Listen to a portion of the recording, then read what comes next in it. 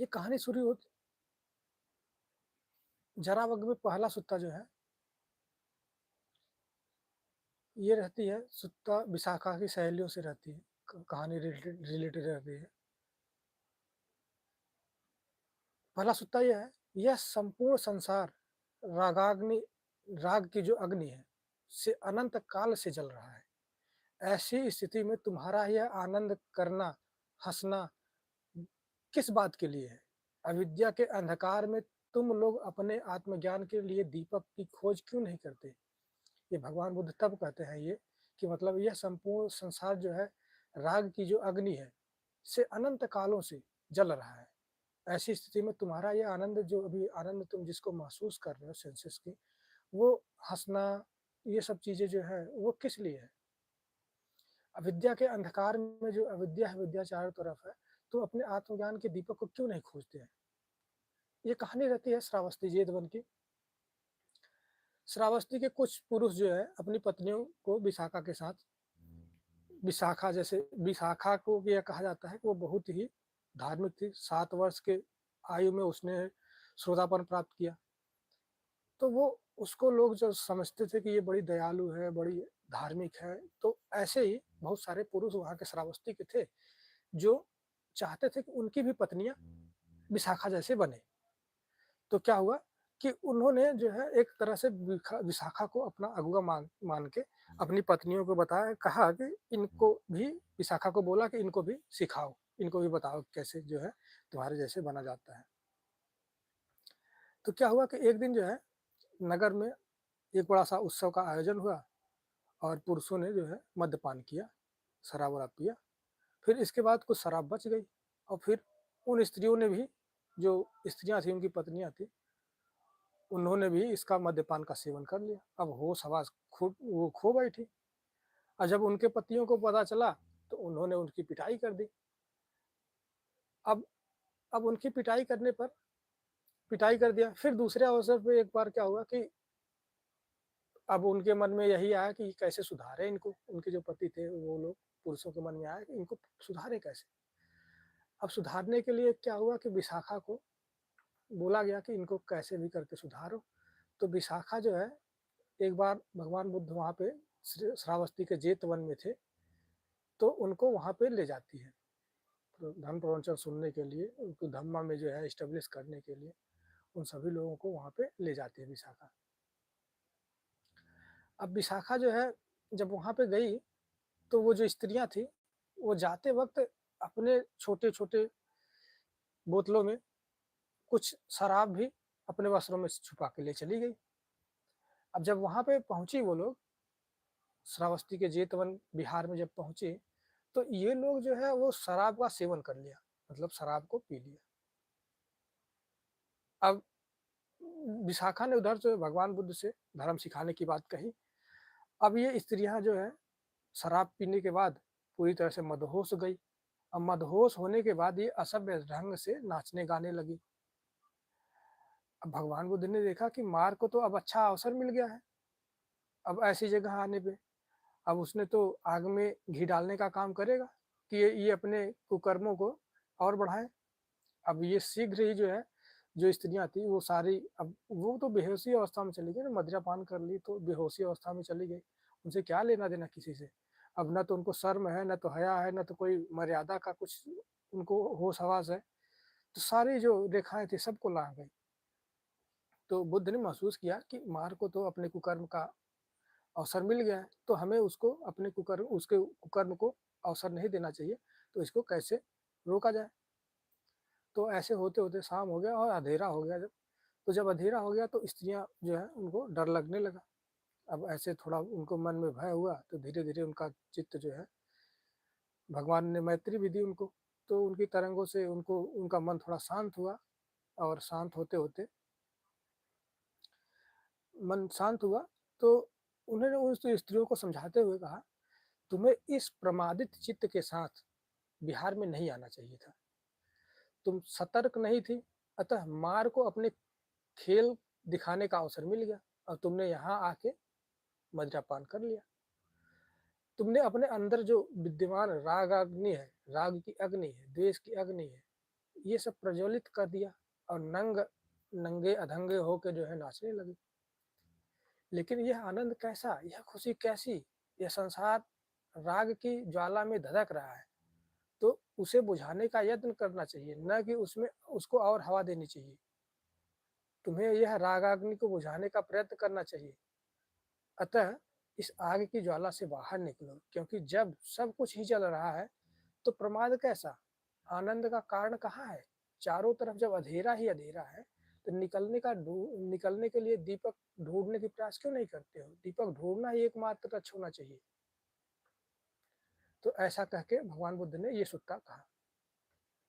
फिर अगला सुत्ता है, इस वड़ों से युक्त, फूले हुए, रोगों से पीड़ित, चित्रित शरीर को देखो, जो संकल्प विकल्पों से भरा हुआ है, जो कभी अस्थाई नहीं है, मतलब जो हमेशा से विनाशी है, मतलब विनाश होने वाला है, नष्ट होने वाला है, अविनाशी नहीं है। अब ये कहानी रहती है वेणुबल के राजगृह की। वेणुबल बिहार के राजगृह में हुआ क्या कि एक सिरिमा नाम की एक अति सुंदरी गणिका राजगृह में रहती थी। अब वह जो है बड़ा मतलब दानशील, उसके मन में बहुत था, तो धर्म के प्रति उसके मन में जो है बड़ा आदर सम्मान था, तो वो धार्मिक भी थी। अब लेकिन थी गणिका, तो वो इतनी सुंदर थी, उस पे बहुत सारे लोग आ सकते थे उसकी सुंदरता को देखकर। तो कई भिक्षुगण भी उसकी सुंदरता से मोहित थे, उसकी सुंदरता पे बाद में भिक्षु बन गए। अब जो है कभी भी जो भिक्षुगण उधर से जाते थे, तो उसके हाथ से जो है सुंदर स्वादिष्ट भोजन पाते थे, और पाके जो है, और जो तरुण भिक्षु थे, जो नए नए भी भिक्षु बने हैं, उसे देखे देखे बिना ही उस पर आसक्त हो जाते थे, क्योंकि उसकी ख्याति इतनी फैली हुई थी, इतनी सुंदर थी वो। अब एक दिन क्या हुआ कि दूसरे दिन अन्य भिक्षुओं के साथ श्रीमा के घर एक भिक्षु था, वो भिक्षाटन के लिए वहां पे गया। अब उस दिन वह बीमार थी, फिर भी भिक्षा देने के लिए बीमार थे, लेकिन उसने धर्म के प्रति इतना उसके मन में श्रद्धा थी कि वो फिर भी भिक्षा देने के लिए बाहर आती है। अब भिक्षा लेने के बाद जो वो भिक्षु था, उसने उसको देख के उस पर मोहित हो गया, एकदम से इतना मोहित हो गया कि अब उसी के बारे में दिन भर वो सोचता रहता था। अब क्या हुआ कि जब वो आता है, उसी रात को जो सिरिमा थी उसकी मृत्यु हो जाती है, वो गणिका जो थी उसकी मृत्यु हो जाती है। अब ये सूचना जो है राजा बिम्बिसार को मिलती है। अब राजा ने जो है, भगवान ने राजा को सलाह दी कि उसके शरीर को जो है 3 दिन तक दाह संस्कार न किया जाए, क्योंकि वो बहुत ज़्यादा सुंदर थी, तो लोग जो है उसके पे बहुत बहुत सारे लोग आसक्त थे। तो भगवान ने ऐसा सलाह दिया कि 3 दिन तक उसके शरीर का दाह संस्कार न किया जाए, उसको बचा के रखा जाए, पशु पक्षियों से सबसे बचा के रखा जाए। और फिर चौथे दिन जो है भगवान बुद्ध के सलाह पे जो है नगरवासियों और भिक्षुओं को सिनेमा को देखने के लिए शमशान चलने का निर्देश दिया गया। अब जितने भी आसक्त भिक्षुगण थे, और वो जो तरुण भिक्षु था, वो भी वहां पे शमशान में गया। अब सिरिमा के जो मरे 4 दिन हो गए थे। अब उसकी जो शरीर की सुंदरता थी वो पूरी तरह से खत्म हो गई थी। अब शरीर उसका जो है एकदम फूल गया था, और जो 9 द्वार थे सबसे द्रव्य बह रहा है, दुर्गंध आ रही है, विकृत शरीर हो गया है, जिससे वहां खड़ा होना भी बहुत मुश्किल हो गया। तो अब भगवान बुद्ध के निर्देश के अनुसार राजा बिम्बिसार ने पूरे राजगृह में एक पूरा मतलब कि ढोल नगाड़े बजवाए कि सबसे सुंदर गणिका जो है सिरिमा है, वो यहाँ पे है। अब जो चाहे वो 1000 इसको 1000 सोने की मुद्राएं दे के ले जा सकता है, ऐसा उसने ढिढोरा पिटवाया। अब इस घोषणा पर जो है, जब उसने, अब तो मर चुकी है, तो किसको उसमें उसमें इंटरेस्ट रहेगा। अब इस घोषणा पर भी कोई हिलता डुलता नहीं। अब फिर इस राशि को घटा के 500, फिर 250, 200, अंत में 1 कौड़ी कर दी जाती है। फिर भी कोई ग्राहक नहीं खड़ा होता है। मुफ्त में ले जाने का प्रस्ताव भी से भी कोई टसमस नहीं होता है। तो वहाँ एक तरह से उपयुक्त वातावरण बन जाने के बाद उसने सबको समझाया, सब लोगों को, कि शरीर का धर्म देखो। जब तक सिरिमा का जो शरीर था चलायमान था, अनेक एक दिन के लिए 1000 का सामान, मतलब 1000 सोने की मुद्राएं देने के लिए सहज तैयार रहते थे। पर आज मुफ्त में दिए जाने पर भी कोई भी उसके शरीर के पास जाने को भी तैयार नहीं है। ऐसा यह क्षणभंगुर नासमान शरीर है। ऐसे शरीर में कैसी आसक्ति, ऐसे शरीर से कैसा लगाव, और यह भी अंदर में गंदगियों और व्याधियों से भरा पड़ा है, सिर्फ बाहर से एक सुंदर आवरण से ढका हुआ है। तो इस अवस्था में भगवान ने ये सुत्ता कहा। फिर अगला सुत्ता है, तुम्हारा यह शरीर जीर्ण है, रोगों का घर है, तथा क्षण भंगुर और दुर्गंध का समूह है, तथा टुकड़े टुकड़े होकर नष्ट होने वाला है। इसकी सत्यता मृत्यु ही है। ये कहानी रहती है उत्तराथेरी की, श्रावस्ती जेतवन की।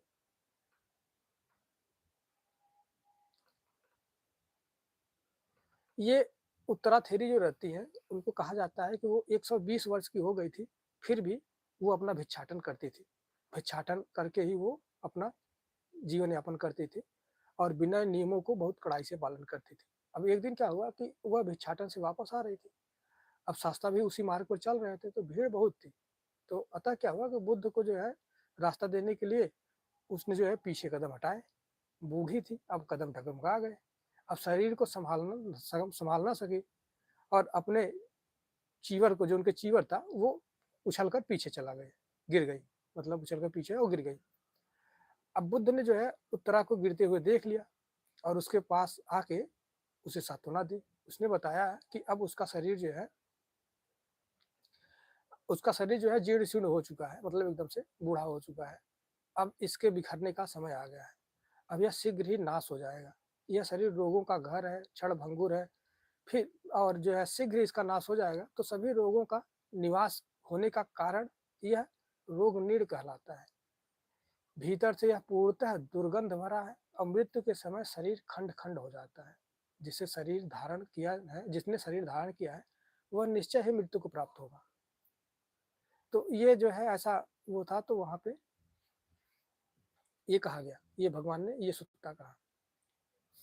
अगला सुत्ता है, शरद ऋतु में पैदा हुई लौकी की तरह कबूतर की सी सफेद हुई इन हड्डियों वाले शरीर में तुम्हारा यह अनुराग कैसा, ये आसक्ति कैसी।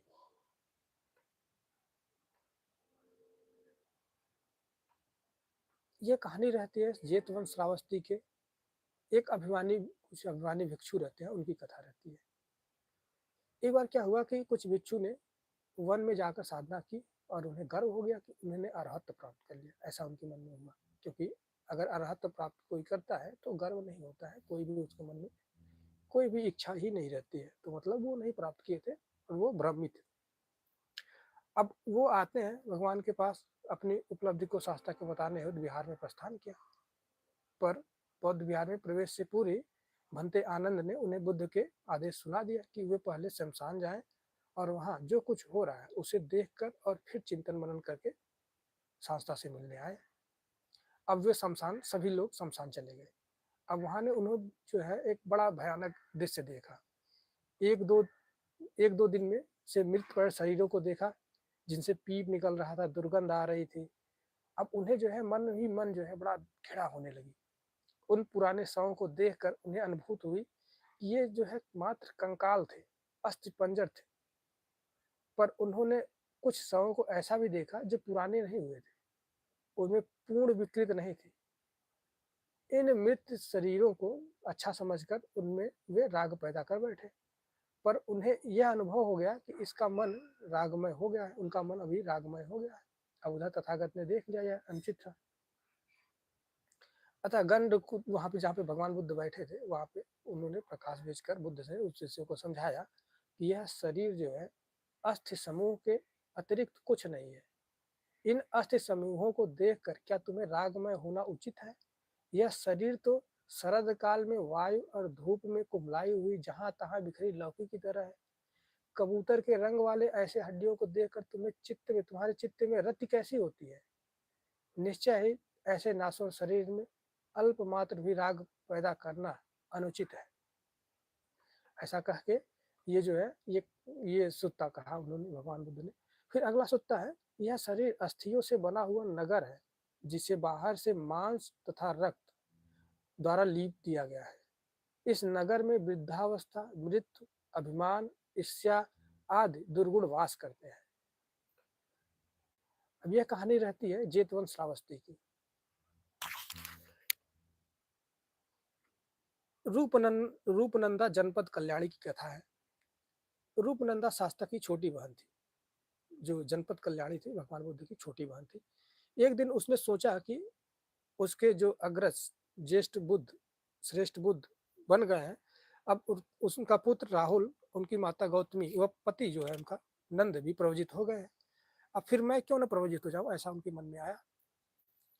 अतः वह भी प्रवजित हो गई और जो है भगवान बुद्ध के बताए गए धर्म मार्ग पे साधना करने लगी। पर जो है उनको, उनके मन में जो है ना, भगवान बुद्ध के मार्ग के प्रति कोई श्रद्धा नहीं थी। उसने सुन रखा था कि तथागत जो है सदैव रूप को अनित्य कहा करते हैं, क्योंकि वो बड़ा रूपवती थी, सुंदर थी, तो उसको अपने रूप के प्रति, अपनी सुंदरता के प्रति बड़ा लगाव था, बड़ा घमंड था। लेकिन उसने जो है ये सुन रखा था कि जो है ये अनित्य का बोध कराते हैं, अनित्य की बातें करते हैं। अब वो काफी समय जो है हो गया, कभी भी धर्म सभा में, मतलब कभी भी वहां पे भगवान बुद्ध के पास नहीं, ये जानने का साहस भी नहीं जुटा पा रही थी। अब उसने आपको जो है हमेशा भगवान बुद्ध के दृष्टि से छिपा कर रखता, कभी मिलती उलती नहीं थी उनसे। अब इधर जो है भगवान बुद्ध तो सब कुछ जानने वाले, उन्होंने ऐसा देखा, उसके मन की चित्त की चेतना देखा कि फिर उनके मन में आता है कि रूपनंदा को कैसे शिक्षा दी जाए। अब उन्होंने, उनके मन में आया कि कांटा निकालने के लिए कांटे का ही व्यवहार करना किया जाता है। यह सोचकर उन्होंने एक अति सुंदर पड़ोसी लड़की को अपने पीछे प्रकट किया, जो उनको पंखा चला रही थी। अब वह तरुणी को उस रूपनंदा ने देख सकती थी, जो वो वहां पे जो उन्होंने बनाया ऐसा इतना सुंदर स्त्री को, तो उसको जो है ये या तो रूपनंदा देख सकती थी या भगवान बुद्ध देख सकते थे। मतलब इस तरह से उसके चित्त में ऐसे ही उनको अपने रिद्धि बल से ऐसा किया। अब फिर, अब उसकी जो अपूर्व सुंदरता को देखकर रूपनंदा को लगा कि उसके सामने वह वैसी ही थी जैसी वह एक राजहंसिनी के सम्मुख एक मादा कौवा आ खड़ी हुई। अब उसकी सुंदरता से प्रभावित होकर वह उसमें अनुरक्त हो गई। अब बुद्ध ने उसकी आसक्ति को देख उस तरुणी का रूप बदलना आरंभ कर दिया। पहले उसके षोडशी रूप को बदलकर 20 वर्ष की युवती के रूप में दिखलाया। बाद में उसका जो है सौंदर्य कम होते करते करते प्रौढ़ बुढ़िया, इससे पूरा रूप, मतलब कि वो शुरू हुई और मर गई। फिर उसके बाद अंतिम में बूढ़ी हुई, बूढ़ी होने के बाद अब लाठी के सहारे कांपने लगी, कांपते हुए शरीर को संभाल रही थी। फिर उसके बाद रोगग्रस्त होकर गिर गई और मलमूत्र में लौटती रही और दर्द से पीड़ित, मतलब अनित्य बोध कराना था उनको। और अंततः जो है वो मृत्यु को प्राप्त हो गई। शरीर पूरी तरह से फूल गया, बदन से बदबू आने लगी, शरीर के 9 द्वारों से दुर्गंध द्रव्य बाहर आने लगे, आंख कान मुख सभी से कीड़े बाहर आने लगे, कौवा चील उस शरीर को खाने लगे। अब इस दृश्य से जो है रूपनंदा को उस युवती की में आसक्ति जो है, जो थी वो खंडित हो गई।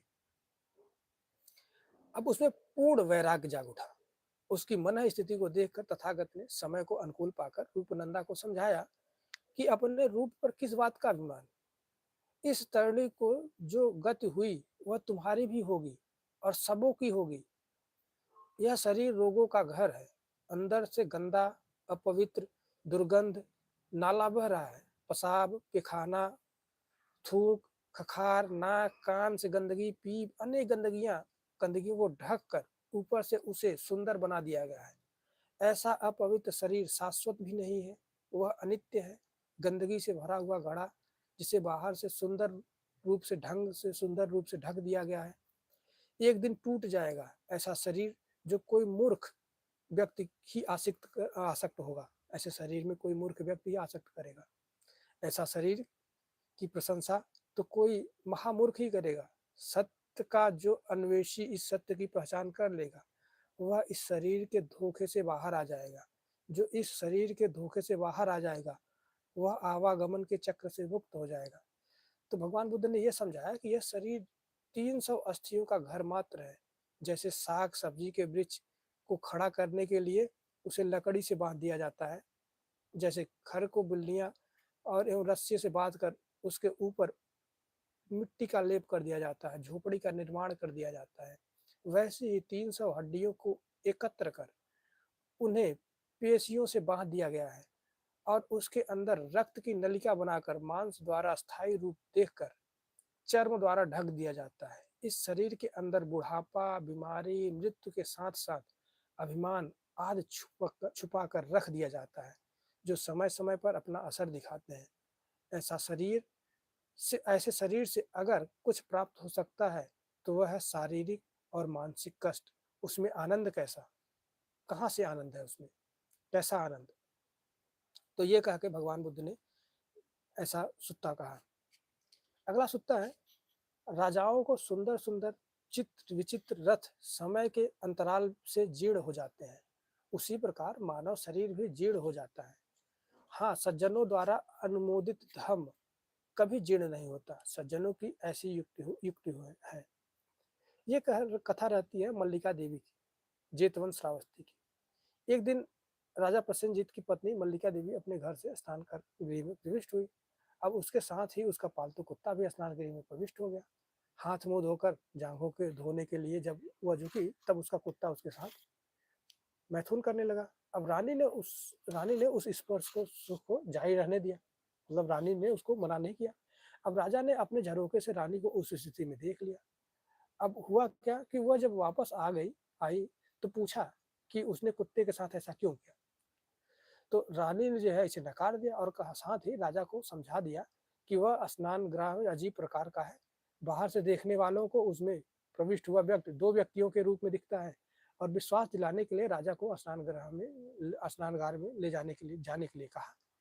अब राजा के स्नान गृह में प्रविष्ट होते ही रानी ने झरोखे से चिल्लाकर कहा कि वह उस बकरी के साथ क्यों संबंध बनाए हुए है? ऐसा राजा वो बोलती है। अब इस प्रकार बाल स्वभाव के ये राजा ने जो है, राजा बड़ा बाल स्वभाव का था, मतलब कि ज़्यादा इधर-उधर सोचने वाला नहीं था, शांत सीधा स्वभाव का था। तो रानी की बात को मानकर उस घटना को भुला दिया। पर रानी को उसकी गलती कचोटती रही। रानी ने तो गलत किया था। उसने तो भले से उसको राजा को ऐसा विश्वास दिला दिया कि उसने कुछ नहीं किया है, लेकिन उसके मन में तो अपने प्रति एक तरह से गलती थी ही। अब उसने महसूस किया कि यद्यप राजा ने तो उसकी बात मान ली थी, फिर भी निषिद्ध कर्म करके उसने पाप ही किया है। अब उसका मन जो है धर्म में नहीं लगता था। अब वह दुखी मन से के साथ जो है मर गई। ऐसे ही ये मन उसके ये जो बात उसने किया था, ऐसा उसके मन में एक अपने प्रति द्वेष भावना था। अब इस द्वेष भावना के साथ मरी, तो अच्छी जगह जन्म नहीं हुआ, तो नरक लोक में चली गई। और उधर राजा यह जानने के लिए बड़ा उत्सुक था कि रानी का पुनर्जन्म कहाँ हुआ है, क्योंकि रानी तो बड़ा दिखावा करती थी, धार्मिक थी। तो राजा को लगा कि इतने धार्मिक थी तो मरी होगी तो अच्छी जगह जाएगी। अब लेकिन उसके मन में तो उसकी संस्कार जो बना रहे थे, मन में द्वेष ही द्वेष बना रहे थे, अपने ही प्रति बना रही थी। तो ऊपर से भले कितनी भी धार्मिक दिखे, अंदर से तो जो संस्कार बनाए जा रहे गति तो ऐसी ही होगी। तो अब वो जो है राजा जाता है भगवान बुद्ध के पास पूछने कि उसको मरे हुए 8 दिन हो गए थे।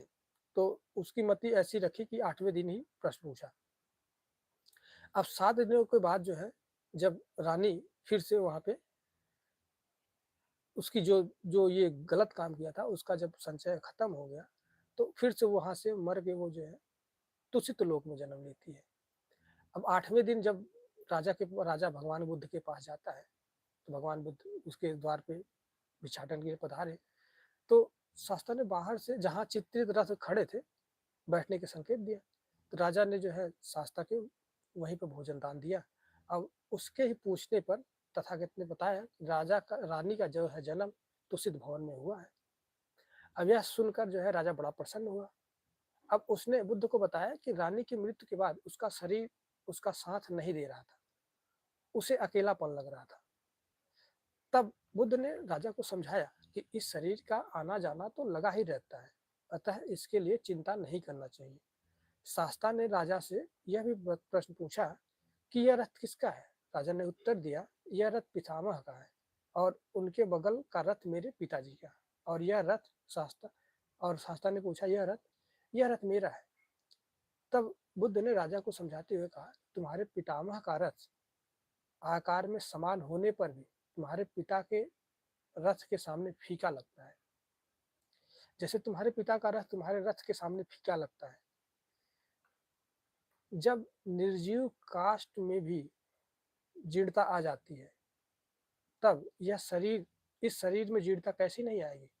केवल धर्म और प्रवचन जैसे सद्गुणों की कभी हानि नहीं होती, अर्थात कभी समाप्त नहीं होता। अगला सूत्र है, अल्प ज्ञान वाला पुरुष बैल के समान बढ़ता है। उसके शरीर का मांस तो बढ़ जाता है पर उसकी बुद्धि नहीं बढ़ती है। उसी प्रकार अल्पश्रुत व्यक्ति विशालकाय होने पर भी किसी का कोई भला नहीं कर पाता है। ये कहानी रहती है काली उदय स्थाविर की कथा रहती है। मन बनाम शरीर, श्रावस्ती जेतवन की कथा रहती है। काली उदय स्थाविर को इस बात का ध्यान नहीं रहता था कि कहाँ क्या कहना चाहिए। जब गृहस्थ जो है आनंदोत्सव मनाते थे तो वे वहां शमशान के उपयुक्त गाथाएं गाता था।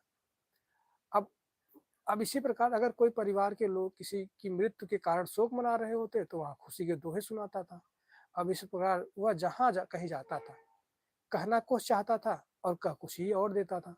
मतलब उसके वाणी पे कंट्रोल नहीं रहता था, उसकी अपनी मन पे वाणी पे कंट्रोल नहीं रहता था। तब अन्य भिक्षुओं ने काल उदय था उसके इस व्यवहार को देख करके भगवान बुद्ध से कहा कि काल उदय को ये सारी मतलब ऐसी प्रॉब्लम है, उल्टी सीधी बातें करते रहता है। तब जो है शास्त्र ने बताया कि काल उदय इस जन्म में ही नहीं पूर्व जन्म में भी इस प्रकार का व्यवहार करता आया है। और फिर उन्होंने एक कहानी सुनाई उसके पूर्व जन्म की कि प्राचीन काल में एक वाराणसी में अग्निदत्त नाम का एक ब्राह्मण रहता था। उसका पुत्र जो है सोमदत्त राजा का बहुत ही करीबी था। एक दिन उसके दो बैलों में से एक बैल मर गया। अब इस पर ब्राह्मण ने अपने पुत्र से कहा कि तुम राजा के पास जाकर एक बैल के लिए याचना करो, मतलब एक बैल उससे मांगो। अब पुत्र को लगा कि अगर वह राजा से आग्रह करेगा तो राजा को लगेगा कि वह अपने संबंध का दुरुपयोग कर रहा है। अतः पुत्र ने पिता से आग्रह किया कि वही राजा के पास जाकर बैल की याचना करे। अब पिता के तैयार हो जाने पर सोमदत्त ने पिता को निम्न वाक्य कहने के लिए याद कराया। अब आदरणीय महाराज, मेरे पास दो बैल थे जिनसे मैं खेती किया करता था, उनमें से एक मर गया। तो श्रीमान उसकी जगह कृपया एक आप दे दीजिए।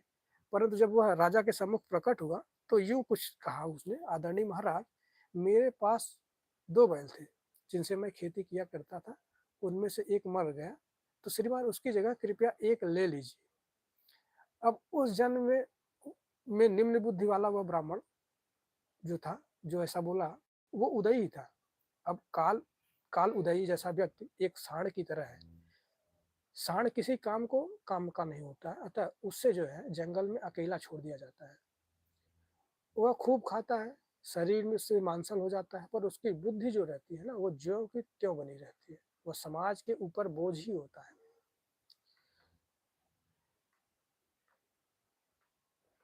अगला सूत्र है, इस शरीर रूपी भवन के निर्माणकर्ता की खोज में विभिन्न जन्मों में इस संसार में बिना रुके आते जाते दौड़ता रहता है। इस संसार में बार बार जन्म लेना वस्तुतः दुखदायी है। यह रहती है बोध वृक्ष मूल बोध गया की कहानी रहती है।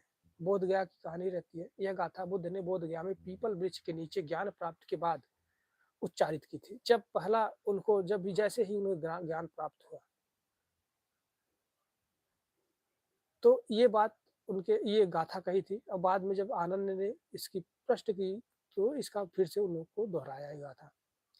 ये उर्विला के जंगलों में निरंजना नदी के तट पर सिद्धार्थ ने 2553 वर्ष पूर्व वैशाख मास की पूर्णिमा के दिन दृढ़ संकल्प लिया कि आज सत्य के दर्शन करके ही ध्यान से उठूंगा। अब सूर्यास्त से पूर्व ही वे उस पवित्र पीपल के वृक्ष जिसे आज बोधि वृक्ष कहा जाता है के नीचे आकर ध्यान में बैठ गए। अब इधर मार ने यह सोचकर कि करो या मरो का दिन है, यह करो या मरो का दिन है, अपनी पूरी शक्ति लगा दी। तरह तरह के प्रलोभन दिए, एक से एक सुंदरियों का समूह भेजा, राक्षसों दैत्यों नाग पशुओं का झुंड भेजा, पर कोई उन्हें टस से मस नहीं कर पाया। उसकी पुत्रियां रति और तन्हा आदि के असफल होने पर उसमें से एक ने यशोधरा का रूप धरा और यशोधरा बुद्ध के सामने आकर उनसे प्रार्थना करने लगी कि वे व्यर्थ की खोज कर रहे हैं, पर बुद्ध बिल्कुल भी न डिगे। अब साक्षी पीपल का जो वृक्ष भी अडिग रहा, जो पीपल का वृक्ष वहां पे था वो भी अडिग रहा। अब सूर्यास्त होने से पूर्व मार की सेना हार कर भाग गई। अब रात की जो प्रथम भाग था उसमें बुद्ध ने अपने पूर्व जन्मों का एक-एक करके अवलोकन करना शुरू किया। उधर अपना चित्त को झुकाया, तो सारे जन्मों को जानना शुरू किया।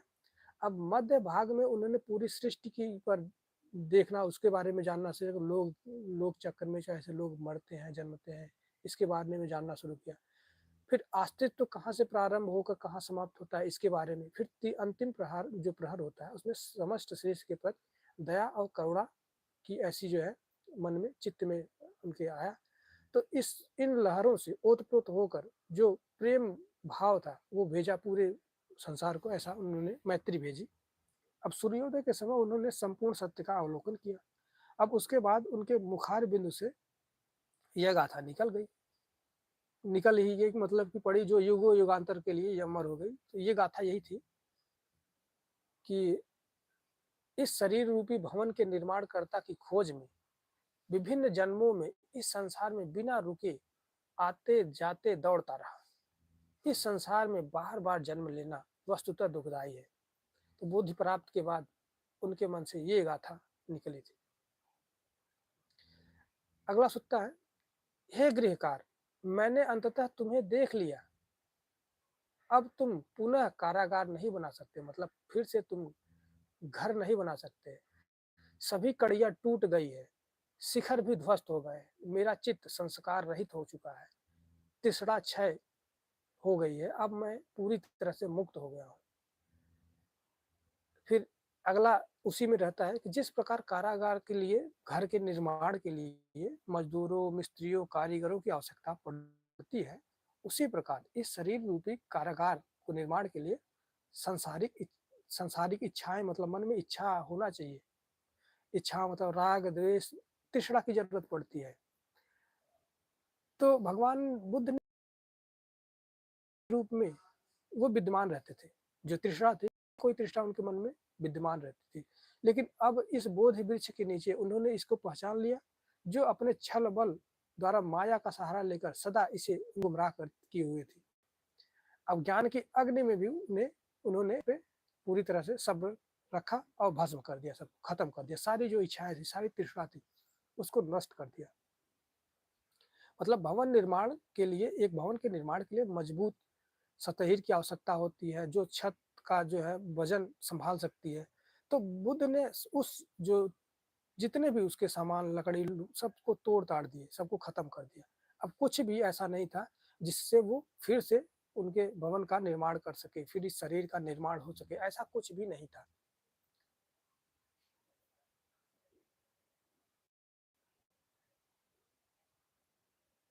अगला सूत्र है, जो लोग जीवन के प्रथम काल में धर्माभ्यास नहीं करते हैं तथा युवा अवस्था में जो लोग जीवन के प्रथम काल में धर्माभ्यास नहीं करते हैं, जो लोग युवा अवस्था में धन का अपव्यय नहीं करते हैं, वे समय के अंतराल पर उसी तरह चिंतातुर दुखी रहते हैं जैसे एक टूटे पंख वाला बूढ़ा क्रौच पक्षी मत्स्यहीन तालाब के किनारे बैठकर दुखी रहता है।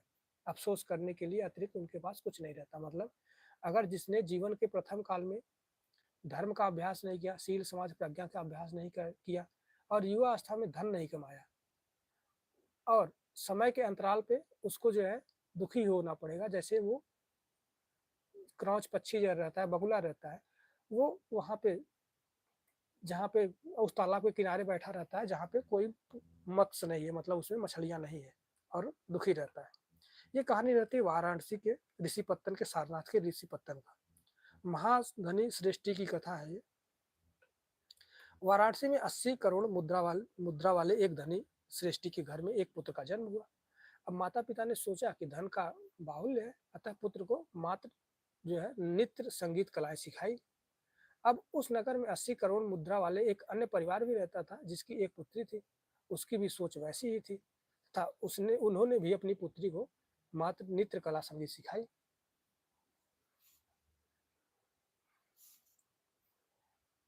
अब हुआ क्या, अब दोनों का जो है, दोनों को बाद में दोनों का विवाह हो गया। अब कुछ समय बाद दोनों के माता पिता का स्वर्गवास हो गया। अब वह जो श्रेष्ठी पुत्र था प्रतिदिन 3 बार जो है राज दरबार जाता था। नगर के कुछ धूर्त जो थे उसके पैसे का लालच करके थोड़ी-थोड़ी शराब पिलाकर उसे नशे की आदत लगा दी। अब कुछ समय में उसका जो है और उसकी पत्नी का सारा धन बर्बाद हो गया। अब तत्पश्चात जो है शराब में वो है उसके घर की सारी सामग्रियाँ बिकवा दी। अब लत लग गई थी शराब की। अब उसने जो है उस लत के कारण इनकम का कोई स्रोत था नहीं, तो उसके जो पुराने संचित धन थे, उसी से वो काम चलाता था। धीरे-धीरे सबको बेचने लगा। अब क्या हुआ कि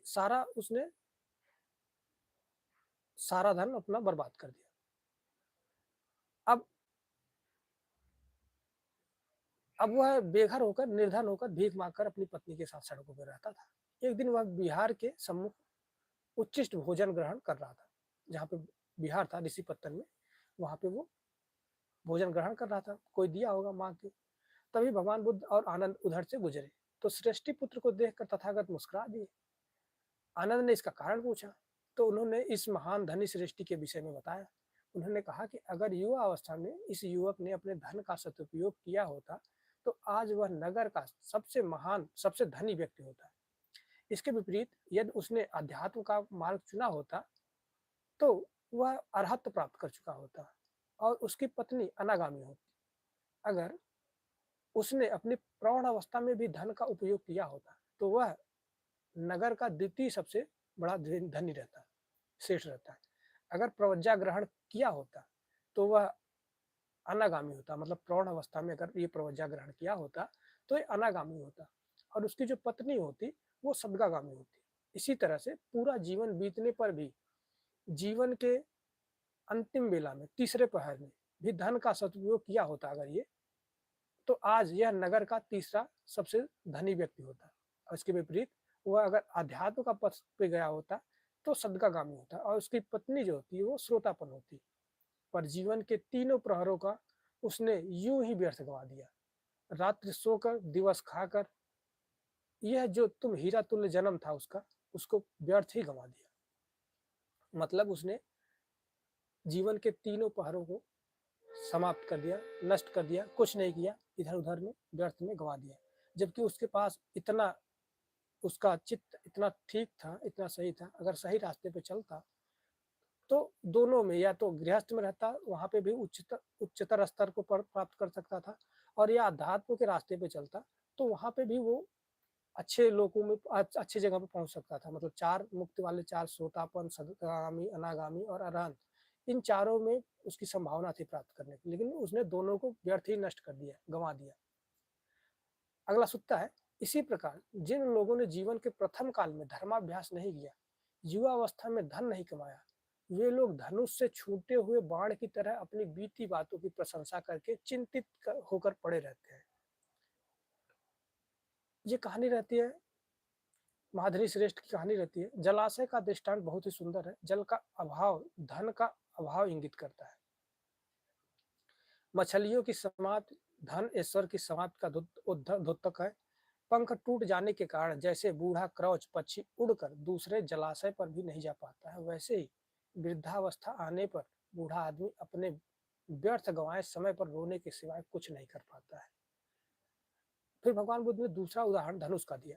जैसे धनुष से बाण निकलकर कुछ दूरी चलकर धरती पर गिर जाता है, अगर वहां से कोई उसे उठाए नहीं तो वहीं पर पड़ा रहता है, तथा समय के अंतराल में से दीपक आदि खाकर उसे नष्ट कर देते हैं।